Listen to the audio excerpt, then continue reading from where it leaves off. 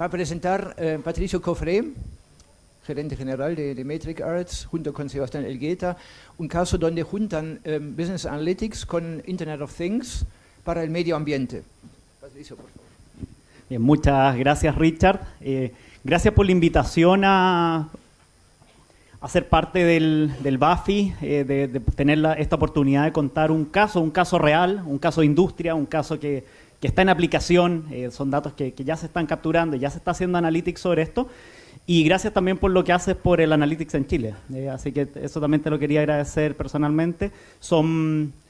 Como decían nuestros amigos de Penta, somos pocas las empresas, pero sí nos conocemos mucho, hacemos cosas juntos y finalmente hay un espíritu común de tratar de empujar esto. Así que gracias a ti, Richard.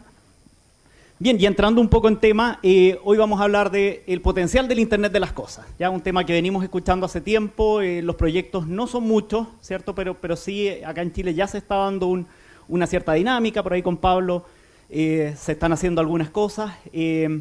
Y el caso que vamos a contar hoy día es un caso de gobierno y tiene que ver con la alerta y fiscalización ambiental en Chile. ¿Ya? Esta es una tarea que le está encomendada a la SMA. ¿Conocen qué es la SMA? ¿No? Ya, es la Superintendencia del Medio Ambiente. ¿Y qué es el órgano dentro de Chile encargado de poder hacer esta supervisión? Y que cuenta hasta ahora con alta tecnología, ¿cierto?, pero todavía con muchos desafíos. Y en parte la Internet de las Cosas va a permitir tener esa granularidad, esa capacidad de alerta mucho más rápida, ¿cierto? Y poder tomar mejores acciones. Y bueno, y Metric Arts, que somos nosotros, que hemos ido desarrollando el proyecto en conjunto. Así que bueno, no les voy a contar más de la SMA, porque en realidad quien realmente lo puede explicar bien es Sebastián. Sebastián es el CIO de la superintendencia. Así que les pido un aplauso para Sebastián.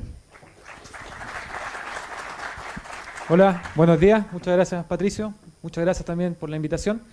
Yo les voy a contar respecto a nuestra experiencia aplicando técnicas de analytics, big data, enfocadas en la fiscalización ambiental.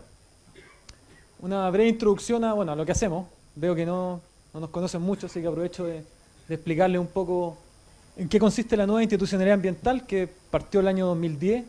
Tenemos un Ministerio del Medio Ambiente que es el encargado del diseño de las políticas y la regulación, la normativa. Tenemos un servicio de evaluación ambiental que evalúa el impacto de los proyectos y en caso de que esté todo ok, entregan un permiso que se llama Resolución de Calificación Ambiental, RCA le llamamos. Estamos nosotros, que somos la arista fiscalizadora, y en caso de encontrar incumplimientos aplicamos sanciones. Nuestras sanciones, a diferencia del modelo anterior, del modelo de gestión anterior, son bien drásticas. Tenemos la facultad de clausurar, de revocar permisos y de aplicar sanciones de hasta $10 millones por infracción. O sea, si un caso tiene 5 infracciones, ustedes se pueden imaginar a lo que puede llevar. Y la última arista que falta por implementar de este nuevo modelo es el Servicio de Biodiversidad y Áreas Protegidas, que va a asumir parte de las competencias que actualmente desarrolla CONAF y que está actualmente en trámite en el Congreso, que ojalá salga luego. Bueno, respecto a nuestra misión, nosotros nos encargamos de fiscalizar instrumentos, normativas. Tenemos los permisos ambientales que les mencionaba, que son las resoluciones de calificación ambiental. A la fecha hay más de 15.000 aprobadas, todas distintas, muy distintas entre sí. Una región, digamos, puede aprobar un proyecto con características bien distintas a otra región. Tenemos los planes de prevención y descontaminación, hay 17 aprobados. Son planes que ponen metas y medidas para recuperar la calidad del aire, principalmente en distintas zonas de Chile, ciudades. Están las normas de emisión, tenemos normas de calidad, tenemos programas de cumplimiento, que es una modalidad también que incorpora la ley, la nueva ley, que en caso de detectar incumplimientos, si es que se dan ciertos supuestos, las empresas pueden implementar un programa de cumplimiento y no, digamos, recibir una multa. Y esto es súper importante porque aquí lo que interesa es solucionar el problema de las personas, no aumentar, digamos, la billetera fiscal.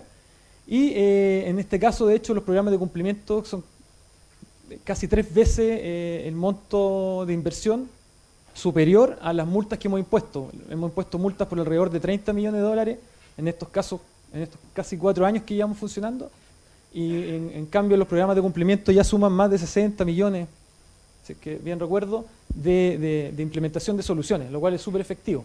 Bueno, y tenemos que fiscalizar más de 10.000 establecimientos industriales, pero por los planes de descontaminación también tenemos que fiscalizar leñerías, casas, o sea, el potencial de fiscalización es prácticamente todo Chile, cada uno de ustedes. Y el tema es que somos muy pocos, somos 200 personas. Bueno, ¿qué hacemos al fiscalizar? Vamos a terreno, levantamos acta, revisamos los reportes que nos entregan las empresas. Cada uno de estos 15.000 proyectos nos tiene que enviar periódicamente reportes de seguimiento. También, todo sin cumplir mucho estándar, todo muy distinto. Por lo tanto, tenemos que ser capaces de revisar más de 10.000 informes al año, lo cual es complejo. En las visitas también se realizan análisis y mediciones, y para esto nos apoyamos con organismos sectoriales, con organismos públicos que históricamente han estado vinculados a estos temas, SAC, CONAF, Consejo de Monumentos Naturales, etcétera. Y bueno, con ello hemos formado una red nacional que es la RENFA, Red Nacional de Fiscalización Ambiental, y también nos apoyamos a través de las entidades técnicas de fiscalización ambiental, que son laboratorios o inspectores privados, que tienen que cumplir una serie de requisitos para poder estar certificados por nosotros y ejecutar esas tareas. Por lo tanto, cuando una empresa nos envía un reporte, ese reporte tiene que estar avalado por uno de estos organismos. Obviamente se pueden dar cuenta que hay mucha información que cruzar, hay información de los organismos sectoriales, de los laboratorios, de las empresas, la ciudadanía también nos presenta denuncias, hace requerimientos de información, y para ello obviamente hay que apoyarse en tecnología. Les decía que somos 200 personas que tenemos que fiscalizar, digamos, todo Chile, miles de empresas, por lo tanto el uso de las tecnologías aquí es clave. Y más que, digamos, una apuesta, fue una obligación. O sea, no teníamos otra opción, porque la avalancha de información era muy grande. Entonces, bueno, luego de 2 años tuvimos que hacer toda una reestructura al interior de la institución para enfocarnos y solucionar estos problemas. Y quisiera destacar acá un concepto que ha promocionado AINIS, que es una red internacional de fiscalización ambiental, de la cual nosotros formamos parte y que está en todos los continentes, están prácticamente todos los países industrializados, que está promoviendo este concepto de Next Generation Compliance, es decir, una fiscalización 2.0, apoyada en la tecnología. Entonces aquí tenemos 5 ejes estratégicos. El primero es el monitoreo avanzado, aplicar herramientas tecnológicas, principalmente remotas, teledetección. Reporte electrónico, es decir, que las empresas nos reporten datos para poder procesarlo, automatizar ese proceso y tomar mejores decisiones. Transparencia, toda la información que nosotros levantamos, generamos, disponerla al público para que las empresas, digamos, se vean expuestas y de esa manera promovemos el cumplimiento. Es un efecto persuasivo. La innovación en las actividades, por ejemplo, si encontramos que hay un incumplimiento, se está generando un daño ambiental, un riesgo para la salud de las personas, bueno, ¿cómo lo solucionamos en el camino de forma rápida? ¿Qué soluciones podemos plantearle a la empresa para que lo incorpore a través de los programas de cumplimiento? Y finalmente, ¿cómo todo esto permea la nueva normativa, la regulación? Para graficar esto, por ejemplo, tenemos el caso de una normativa reciente que tiene que ver con las emisiones de las fundiciones de cobre, que son alrededor de 10 en Chile. Bueno, ahí tenemos el primer caso, la primera norma ambiental IoT. Esas fundiciones nos tienen que reportar en línea sus emisiones, y eso comenzó este año. Por lo tanto, esa nueva norma debería reflejarse en las nuevas normativas, debería influenciar. Y así también con los permisos ambientales. Les decía que tenemos estos 15.000 permisos ambientales, bueno, ninguno de ellos establece monitoreo en línea. El monitoreo que se comprometen a hacer las empresas generalmente nos llega 3-6 meses después de que acontecen los hechos, lo cual, imagínense, si hay un daño, algo importante, llegamos muy tarde. Bueno, de nuestra experiencia en la fecha hemos logrado montar una plataforma electrónica que integra toda esta información con distintos sistemas, módulos, basados en inteligencia de negocio, ¿cierto? En ETL y una serie de procesos. Toda la información interna que nosotros vamos recopilando la extraemos y la disponemos a la ciudadanía a través de nuestro portal público, que es el Sistema Nacional de Información de Fiscalización Ambiental, en el cual disponemos toda la información de nuestros procesos, las fiscalizaciones que se han realizado, los procedimientos sancionatorios, las multas, incluso quienes no han pagado las multas. Llegamos a ese nivel de exposición. Y también, bueno, con una sección de estadísticas, con gráfico interactivo, ahí aplicando varias varios temas interesantes y con también un sitio responsivo que se adapta al dispositivo, y todo esto desarrollado por el equipo propio. Y ahí destacar, claro, vamos fortaleciendo capacidad interna y nos vamos apoyando con empresas como Metric, en el fondo, que nos van complementando ciertos conocimientos. Otra línea bien interesante que estamos aplicando que tiene que ver con el monitoreo remoto. Bueno, tenemos dos modalidades, una en línea, utilizando sensores remotos, que es lo que vamos a contar un poco más en profundidad con Patricio, y IoT, ¿cierto? Sensores remotos que nos entreguen información en tiempo real, que podamos ser capaces de procesar esa información y tomar decisiones, ¿cierto?, de manera oportuna. Y por otro lado tenemos una arista que es un poco más reactiva, pero que es igual de potente, que es el análisis de imágenes satelitales. Recientemente ahí el Mercurio nos publicó una nota que le llamó la atención también lo que estábamos haciendo respecto a esta línea. Contarles que tuvimos que clausurar una minera de Goro recientemente porque habían afectado un humedal alto andino. Bueno, y a través de un análisis de imágenes satelitales demostramos que el único lugar afectado en toda la cuenca durante los últimos 30 años era donde estaban los pozos de bombeo. El resto de la cuenca no tenía ningún problema, al contrario, la vegetación estaba mucho mejor. Bueno, eso fue posible gracias a este tipo de análisis, porque la información que uno recolecta en terreno no permite llegar a ese tipo de conclusiones. Ahora, bueno, enfocarnos en el problema que queríamos compartir hoy día con ustedes. ¿Cuál es el principal problema ambiental para la ciudadanía? ¿Qué dice la gente? Bueno, la tercera encuesta nacional, que se publicó recientemente, dice que el principal problema es la contaminación del aire, casi un 40%. Está la basura, los perros vagos, congestión vehicular, que también se relaciona, y el cambio climático. Esos son los principales problemas que la gente detecta. ¿Qué dice la ciencia? ¿Qué dicen los estudios? Un estudio también del Ministerio del Medio Ambiente, bueno, la calidad del aire genera efectos graves sobre la salud. O sea, no es solo un malestar particular, temporal, no. Muere gente. Hay distintos, digamos, estudios, unos dicen un poco más, un poco menos, pero todos coinciden en que son miles de personas que mueren año a año en Chile producto de la mala calidad del aire. Hay una serie de problemas respiratorios, enfermedades que implican costos de salud, admisiones hospitalarias, días de pérdida de trabajo, ¿cierto? Actividades restringidas. Entonces el efecto es muy relevante. ¿Qué tenemos? Bueno, hay dos tipos de contaminantes. Están los contaminantes locales, ¿cierto?, que generan problemas en una zona acotada, material particulado, que es el más conocido, probablemente a muchos les suena, pero también están los óxidos de azufre, los óxidos de nitrógeno, etcétera. Y en Chile tenemos, bueno, todas esas zonas que aparecen en el mapa están saturadas, es decir, no están cumpliendo la norma de calidad que se autoimpuso el país, que incluso es un poco más baja que quizás lo que recomienda la Organización Mundial de Salud. Bueno, tenemos un desafío como país de gestionar todos estos territorios y recuperar esa calidad. Actualmente tenemos 17 planes que están implementando medidas para recuperar la calidad del aire y que se cumpla con la norma. Por otro lado, tenemos contaminantes globales, y el más conocido, ¿cierto?, es el dióxido de carbono, el CO2, el metano también, que generan un efecto a nivel global, a nivel mundial. Y eso es el cambio climático, ¿cierto? Hay un estudio también de la Universidad de Chile que muestra una modelación, potenciales escenarios que se podrían dar si es que seguimos emitiendo este tipo de gases a la atmósfera. Y hay un compromiso del país, de Chile y del mundo, para congelar las emisiones y disminuirlas de aquí al 2030.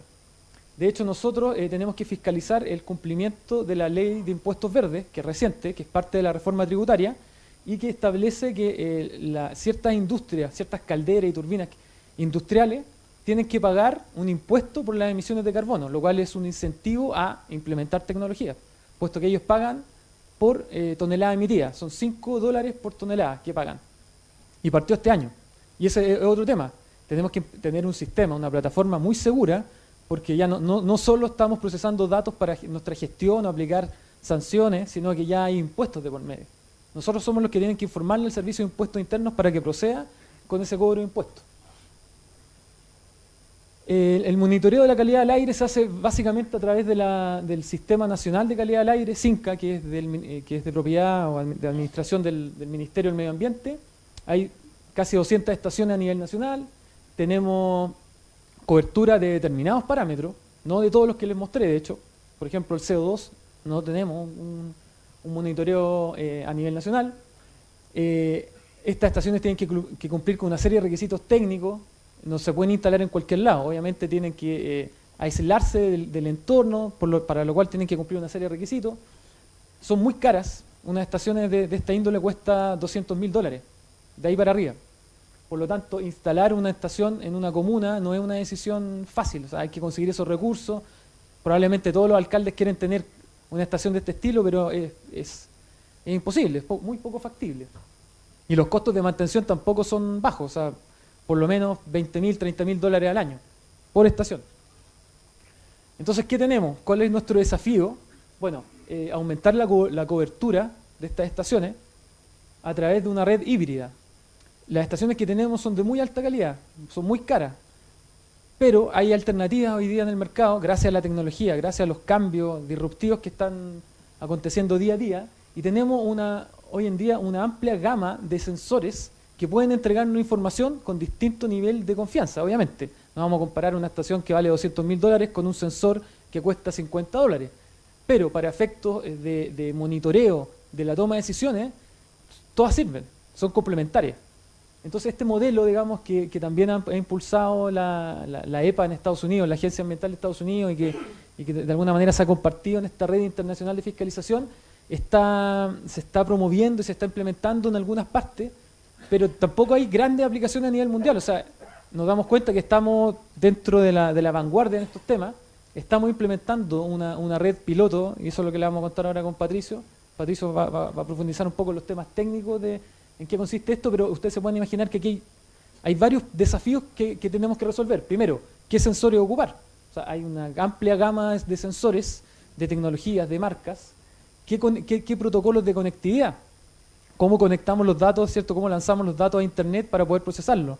Tenemos, cierto, tecnología IP, 3G, 4G, LoRa, Zigbee, Sigfox. Hay una amplia gama de protocolos que hay que ir probando. El procesamiento, bueno, una vez que el dato llega a Internet, ¿cómo lo procesamos? ¿Con qué capacidades? ¿En qué plataforma? Bueno, y ahí hemos estado ocupando servicios en la nube. Obviamente desarrollar una plataforma interna para este tipo de problemas no es poco factible, muy caro, tendríamos que tener una infraestructura que jamás la vamos a tener, por lo tanto, servicios en la nube. Y lo último, que es ese procesamiento, cómo genera, digamos, una visualización que permita apoyar la toma de decisiones en tiempo real. Ahora Patricio les va a comentar un poco más de lo que hemos avanzado en conjunto hasta la fecha. Gracias, Sebastián. Y el desafío, bueno, antes que eso, digamos una nota, la superintendencia y los sitios que mencionó Sebastián, les recomiendo que los miren, porque tiene mucho que ver con lo que mencionaba Roberto Rigobón recién, y el acceso transparente a los datos, y en eso la superintendencia ha hecho un buen trabajo, así que los invito a que conozcan esos sitios, y en realidad la cantidad de ciencia que se puede hacer a partir de eso es muy interesante, y uno de los ejemplos que quiero mostrar tiene que ver con eso. Pero antes les voy a contar de la solución.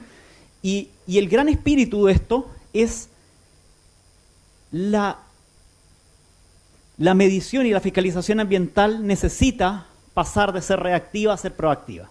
Y hoy, si se fijan los mecanismos que Sebastián nos contaba, muchos hasta este punto, y recién vamos a poder en los próximos años contar por primera vez con una fiscalización ambiental que considera el elemento IoT, que considera la medición remota y la alerta inmediata, pero hasta este punto todo ha sido en base a una alerta que levanta probablemente un ciudadano, una demanda, y eso tiene que ir una visita de un fiscalizador a tomar las muestras, a tomar las mediciones que requiera para recién iniciar un proceso sancionatorio.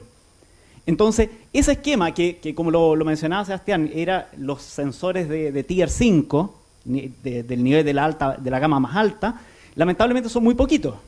Son sensores de baja varianza en la medición, se calibran todos los años, y ahí en parte ahí están los costos de calibración, todos los años tienen que ser calibrados por expertos certificados, pero son muy pocos.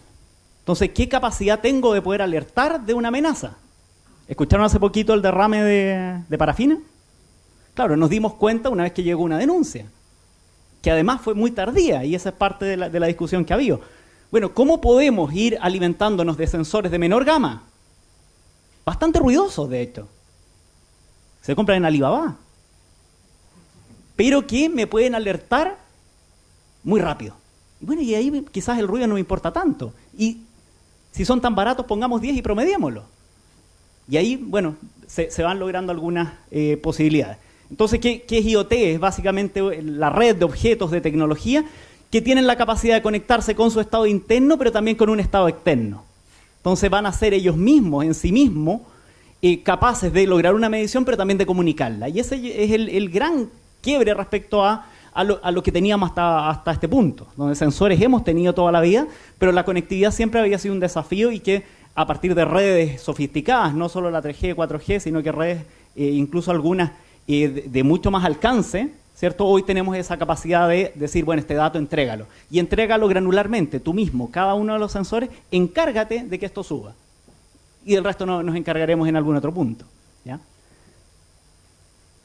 Entonces, bueno, sensores, estos son sensores más bien de Tier 3, ¿cierto? No es el Tier 5, que es el nivel más alto de estos sensores calibrados, no es el Tier 1, no es el de Alibaba, pero sí tenemos sensores de Tier 3, del orden de los $1.000, $2.000, bastante robustos, bastante buenos y con la capacidad de poder levantar una red. Y básicamente en eso es en lo que hemos estado. Cómo construir una red en los tiers más bajos que nos permitan tener alerta en tiempo real de la situación ambiental en el país. Y en esto nos estamos preocupando de 3 grandes desafíos. Polvo, nos estamos preocupando del agua y nos estamos preocupando del ruido. Ya que si bien no lo vi muy mencionado en la encuesta, ¿cierto? Y siento que no le hemos dado toda la importancia, pero el ruido es probablemente uno de los temas ambientales que debiese explotar en el próximo tiempo, en la medida que la ciudad va creciendo, los niveles de ruido se van poniendo cada vez más complicados y naturalmente es una amenaza a la ciudad y a la salud. Entonces, ¿qué es lo que podemos lograr con una red? Que naturalmente no es tan cuadriculada como aparece ahí, ¿cierto? Cualquiera de esos puntos te puede tocar arriba de un cerro, te puede tocar en la mitad de una autopista, pero el espíritu es esto, cómo poder dotar a la ciudad de una red mucho más amplia con el Tier 3, ¿cierto? Los Tier 5 hay como 3 en toda la región metropolitana.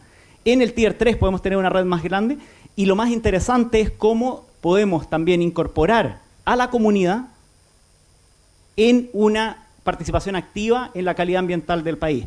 Y en esto hay muchos startups hoy en día que están trabajando con estos sensores económicos y que sería fantástico poder incorporarlos a una red de este tipo. ¿Ya? Como los Tier 1 se pueden ir incorporando a esta red, ir colaborando con la entrega del dato, de manera de poder tener alertas y alertas mucho más oportunas. ¿Bien? Entonces, ¿qué es lo que se logra con esto? 1, capacidad granular. Vamos a tener quizás una sensibilidad de kilómetros y no de decenas de kilómetros o centenas de kilómetros, lo que ya va a estar muy bueno y nos va a permitir tener alertas más rápidas. Una solución costo eficiente. No tenemos que replicar el Tier 5, podemos aprovechar estas tecnologías en tiempo real, ya que es algo que lamentablemente hoy no se tiene. Y algo que también va a ser muy relevante en la medida que esta red crezca es poder ir ganando experiencia, ya que es lo que también se habla mucho de las buenas prácticas y las malas prácticas. Y es cómo la presencia o la capacidad de tener estos datos nos permite ir generando una experiencia transtemporal y transgeográfica. Es decir, cómo patrones que se dan en una ciudad como Santiago se pueden replicar en otra ciudad que tenga una realidad similar.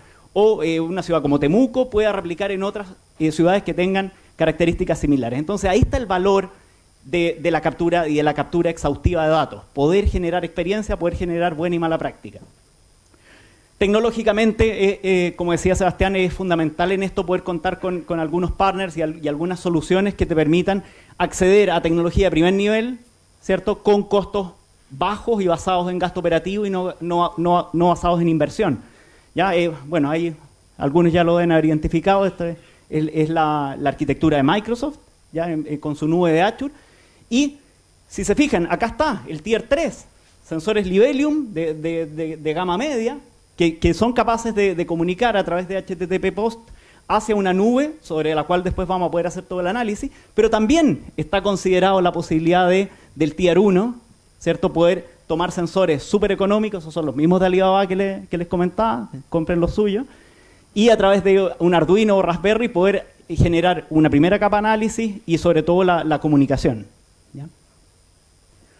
Y en esto se nos van a abrir los famosos 3 escenarios posibles del Analytics. Primero, primer desafío que tenemos, la descriptividad. Cómo hacer análisis descriptivo, qué es lo que ya estoy viendo, pero ya con esta capacidad de comparar, por ejemplo. Comparar con ciudades similares, compararme a mí mismo con el mismo periodo anterior, ¿cierto? Son cosas que ya empiezan a dar alguna visión. Después, ¿qué podemos hacer con análisis predictivo?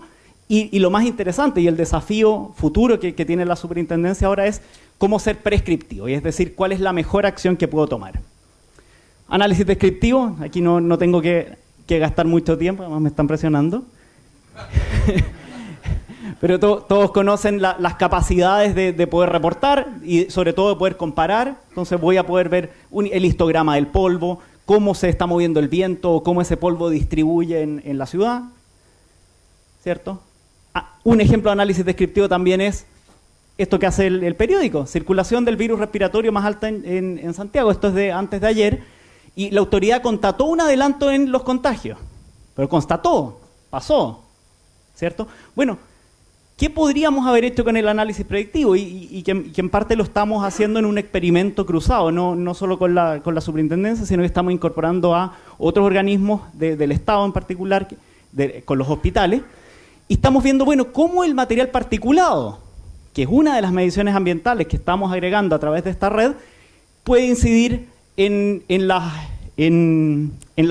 neumonias que causan muertes. Entonces, probamos, digamos, varias de las variables ambientales, el material particulado 10, el material particulado de 2,5 micrones. Se fijan lo chiquito que es, digamos, cabe 20 veces en el ancho de un cabello humano.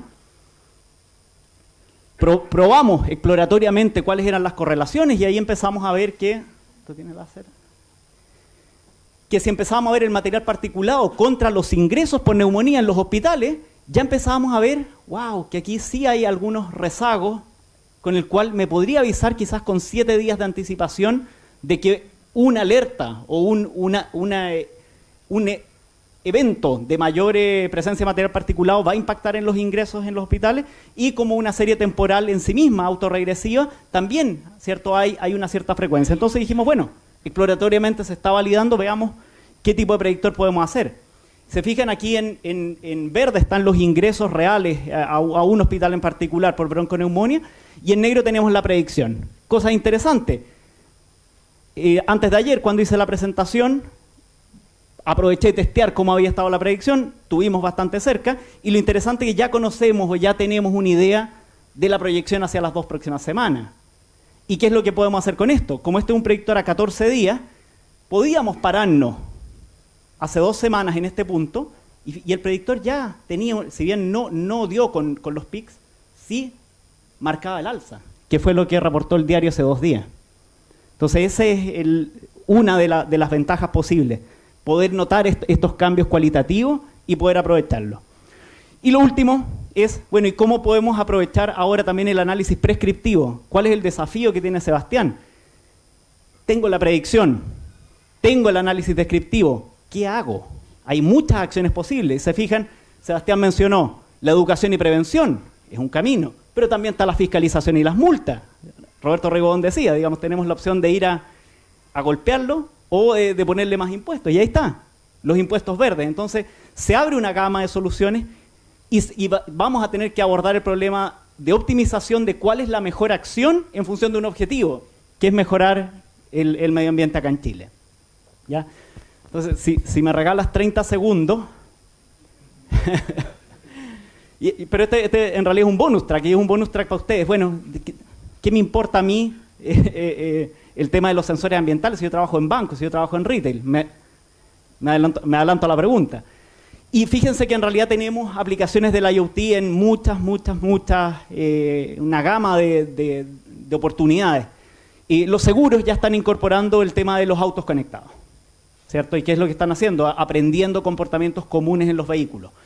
una empresa productiva que tiene una flota de camiones también puede sacarle mucho provecho a encontrar, por ejemplo, malos patrones de conducción, malos patrones en términos de consumo de combustible, que es la mitad del gasto, en el transporte en minería. Cómo lograr eficiencias, esto que yo les decía, una buena práctica o una mala práctica. Cómo aprender de otra operación minera que está siendo costo eficiente en combustible. Entonces, se fijan, ya estamos hablando de flotas de vehículos, algo que nos es mucho más natural, estamos hablando de vehículos, en el caso de los seguros. En el mundo de la salud, ¿cierto? Vamos a tener una salud conectada. Estas mediciones, la salud tiene la característica de que se ocurre, y las mediciones ocurren en el lugar donde, en los hospitales, en las clínicas, en los consultorios, que no tiene una gran infraestructura, pero sí a través del IoT podemos tener un glucómetro, por ejemplo, puesto en un hospital perdido en algún lugar en México y poder estar capturando ese dato, ¿cierto? En tiempo real y poder levantar las alertas necesarias. Smart Retail, Smart Farming, ahí Pablo García probablemente les va a contar en el próximo panel, digamos, de la experiencia. ¿Ya? Y uno en particular que yo creo que aquí ni una empresa está exenta es el Video Analytics. ¿Ya? Y este es un sensor IoT muy particular y que todas las empresas de alguna forma lo tenemos.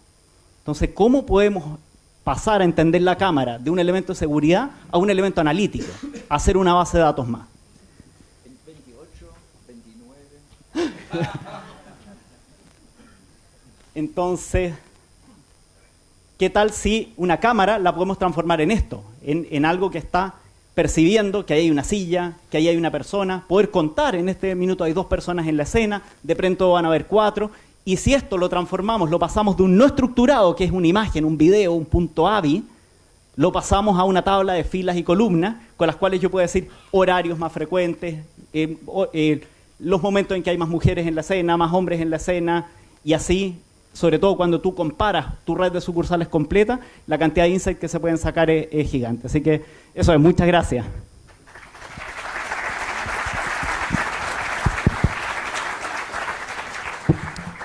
Bien, muchas gracias, interesante la presentación. La pregunta que todos nos mueve, ¿no es cierto? ¿Va a haber restricción este fin de semana? Es una pregunta... ¿Alguna pregunta seria? Sí. Buenas tardes. Alejandro Moreira. ¿Sabes qué? Tengo la siguiente duda. ¿Cómo logras tú que el sistema que están implementando no esté generando daños por políticas que pueden estar mal aplicadas? Me voy a explicar. Los impuestos verdes han sido rechazados por la ONU debido a que terminan favoreciendo a quienes pueden pagarlos. En cambio, ellos recomiendan usar el modelo Cap and Trade, ¿no es cierto?, para poder disminuir la contaminación.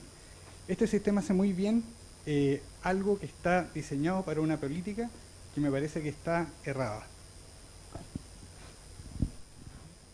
Sí, bueno, no es tan así. En realidad, para implementar otro tipo de instrumentos, como el que mencionas tú, permisos de emisión transable, un mercado de bono de carbono, que la misma industria lo pueda, digamos, ordenar o incentivar, se requiere implementar un sistema de MRV, le llaman, monitoreo, reporte y verificación.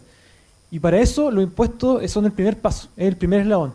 En el fondo, el impuesto te permite tener un precio del carbono y con eso el siguiente paso es lo que mencionas tú, es un instrumento transable. Pero son muy pocos países los que han partido, o sea, hay de todo en realidad. Hay países que han partido por un ETS, por un permiso de emisión transable, y otros han partido por impuestos verdes, pero acá no hay un consenso universal respecto a la materia. Hay distintas visiones, y bueno, aquí está el Banco Mundial detrás, está la ONU, o sea, hay muchos organismos importantes que están tratando de implementar instrumentos, medidas. Lo más importante es mitigar las emisiones, porque el planeta se está alterando, digamos, el clima, y bueno, hay que disminuir las emisiones, ese es el foco. ¿Cómo logramos disminuir las emisiones? Bueno, hay distintas herramientas. Bien. Una pregunta más, si después hay más preguntas, tenemos el espacio después en el almuerzo, aquí con el stand que tiene Metric Arts. Ustedes van a estar ahí, ¿no? Gracias. Mi pregunta es para Sebastián de lo que habló Patricio. Patricio habla de un modelo predictivo que con cierto nivel de error es capaz de predecir 2 semanas adelante Y la pregunta tiene que ver con qué decisiones uno podría tomar, qué uno puede anticipar y para qué podría servir un modelo predictivo como el que presentó Patricio para ustedes.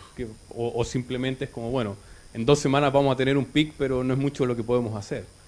Claro, lo que pasa es que un modelo predictivo de esta índole representa beneficios para nosotros, pero también para otras instituciones. O sea, permite coordinar al Estado en distintas dimensiones. En el caso nuestro, bueno, al día de hoy, cuando hay una restricción vehicular, por ejemplo, o una restricción de emisiones, porque cuando hay episodios críticos, días muy malos, ciertas empresas, muchas empresas, no pueden emitir, no pueden funcionar. Bueno, este modelo predictivo nos permitiría, o toda la información que se vaya levantando, nos permite identificar cuáles son los principales focos, las zonas donde se generan los problemas. Bueno, y en vez de salir a la calle a buscar, a ver chimenea, vamos y atacamos los lugares más conflictivos. Muy bien, muchas gracias. Nuevamente un aplauso, por favor.